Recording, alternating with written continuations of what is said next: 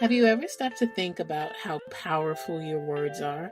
The things you speak about yourself, your situation, and others? Do you know that they are actually shaping your reality? Proverbs 18:21 says, "Death and life are in the power of the tongue, and those who love it will eat its fruit." It makes it very clear, y'all. Our words are either bringing life or bringing death. Here's the thing. I have the power, and so do you, to speak life into every situation. So when I complain or fuss, I am only speaking and affirming harm and destruction into my life. Every word I speak shapes my reality.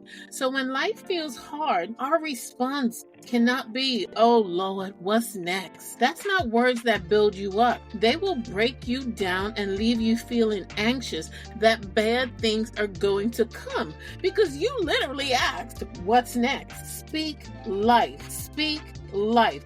God is already working it out. Everything is working out in my favor.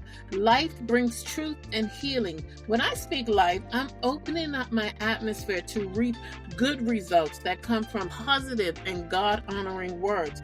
Listen, the enemy wants you to speak words that align with your fear and your doubt. But when you stay in the Word of God, you learn to speak words that align with His truth. But here's the thing. When you have no word in you, you have no reference to plant the seeds of that truth. So ask the Lord to guard your tongue and use your words to bring life. Declare God's promises over every situation and everything in your life. Thanks for listening to 1 Minute on Purpose.